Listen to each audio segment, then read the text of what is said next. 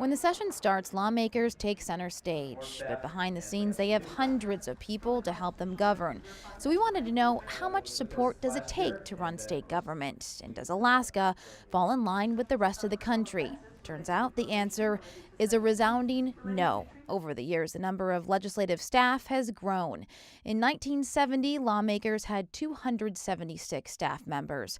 By last year's legislative session, that number was 453.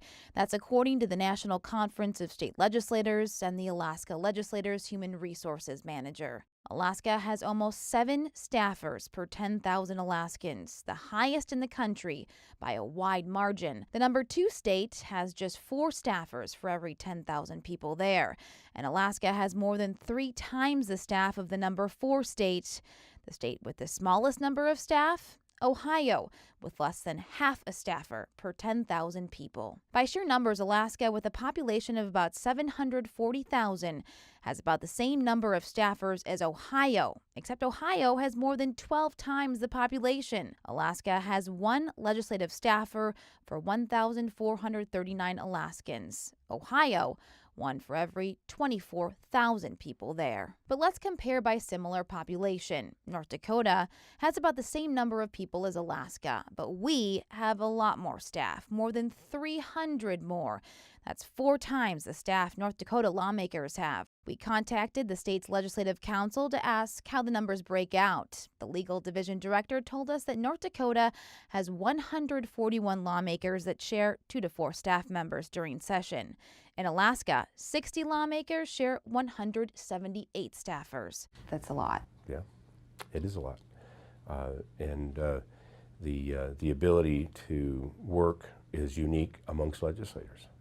Some do it very well, and some are probably much lighter in their workload, and yet the cost is the same. So I think that's a worthwhile challenge to us. Republican Senator John Coghill of Fairbanks says the big difference between Alaska and other states is that Alaska state government provides more services for local government. However, Coghill says he's been critical of Alaska's large staff levels in the past. It's a rationale that is worthy of a challenge, in my view. In the House last session, all of the 40 members except 2 had at least 2 personal staff members. Most had 2 or 3, and 3 members have 4.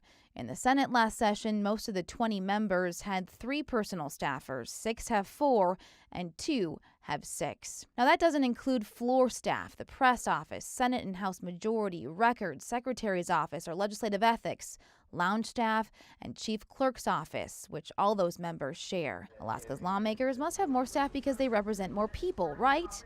Wrong. Let's compare Alaska's Senate District J in West Anchorage to another district, Maine Senate District 27, which sits in the Bangor area. Both have almost the identical number of constituents. Alaska's 20 senators, though, have 74 staff members.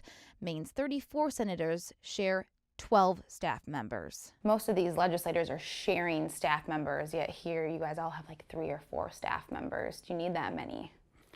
Well, I can tell you that we've been utilizing our staff to the fullest extent. House Majority Leader Chris Tuck has 3 legislative staffers and says he wouldn't be as effective as he is without them.